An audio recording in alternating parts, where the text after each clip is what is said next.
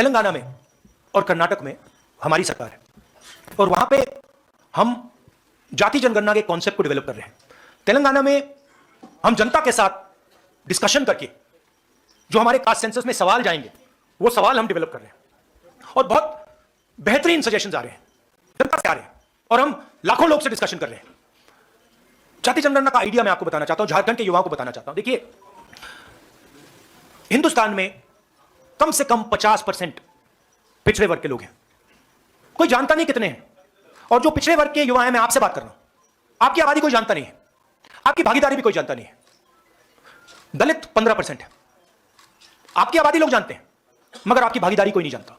आपका पार्टिसिपेशन कितना है, पावर स्ट्रक्चर में आप कितने लोग हो, कोई नहीं जानता। आदिवासी 8%, बीजेपी आपको वनवासी कहती है, इंसल्ट है, अपमान है आपका। आप 8% आपकी आबादी, भागीदारी कोई नहीं जानता।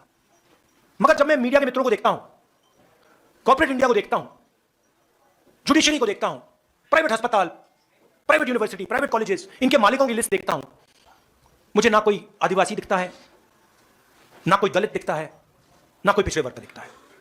मीडिया के आप सबसे बड़े पत्रकारों की लिस्ट निकालिए, एंकर्स की लिस्ट निकालिए, वहां आपको आदिवासी नहीं मिलेगा, दलित नहीं मिलेगा, पिछड़े वर्ग का कोई नहीं मिलेगा। तो सवाल यह है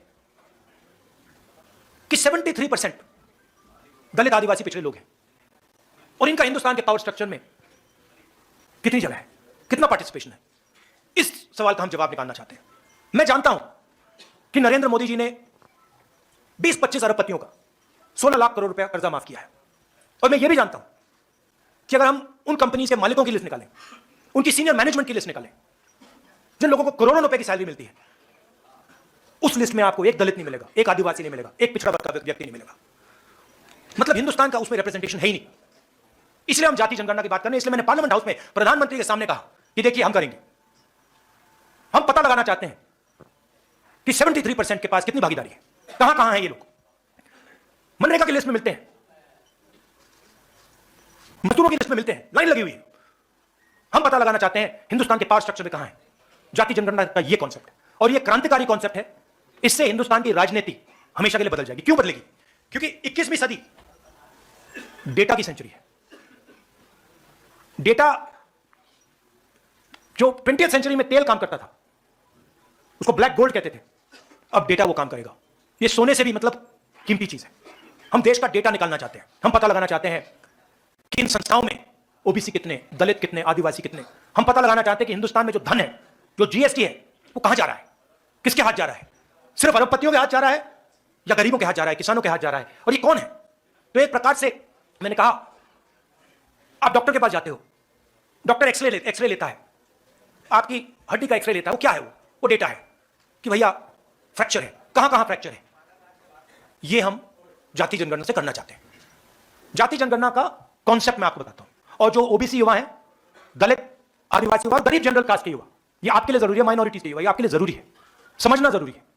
क्योंकि ये सारे जो रास्ते बंद हो रखे हैं आपके लिए, जो बेरोजगारी फैल रही है, जो महंगाई बढ़ रही है, ये इसलिए हो रहा है क्योंकि आपका पूरा का पूरा धन 20-25 लोगों के हाथ में जा रहा है।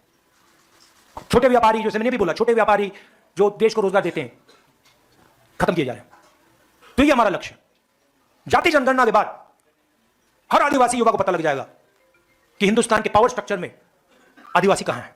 हर दलित को, हर पिछड़े वर्ग के व्यक्ति को पता लग जाएगा कि हिंदुस्तान के पावर स्ट्रक्चर में मेरा भाई कहां है, मेरा पिछड़े वर्ग का कौन कौन कहां है। सब ट्रांसपेरेंट हो जाएगा और उसके बाद हम सचमुच में डेवलपमेंट की बात कर सकेंगे। उसके बाद हम सचमुच में एक नए तरीके से हिंदुस्तान में विकास ला पाएंगे। ये जो हमारा सिस्टम है, जो आज सिस्टम चल रहा है, जो नरेंद्र मोदी जी वाला है विकास का सिस्टम, जो मैंने आज आपको सेफ दिखाया, वो फेल हो गया, खत्म हो गया है। ये किसी काम का नहीं है। तो ये नेक्स्ट जनरेशन का जो डेवलपमेंट का पैराडाइम है, डेटा का पैराडाइम है, उसकी फाउंडेशन जाति जनगणना है। और हमने हजारों घंटे, हमारी पार्टी ने, हमारे नेताओं ने जाति जनगणना के बारे में डेवलप करने में, इसके बारे में सोचना, हमने काम किया है। तो हम रेडी हैं। तेलंगाना में इंप्लीमेंट होगा, कर्नाटक में इंप्लीमेंट होगा, झारखंड में हमारी सरकार आएगी, इंप्लीमेंट होगा। और फिर आप देखना, जो यहां पिछड़े वर्ग के युवा हैं, दलित, आदिवासी, गरीब, जनरल कास्ट, माइनॉरिटी, फिर आप देखना क्या होता है। सेलफोन का क्या फायदा है? आप सेलफोन चलाते हो, क्या फायदा है? डेटा मिलता है, पता लग जाता है क्या कहां है। वही हम जाति जनगणना के साथ करना चाहते हैं।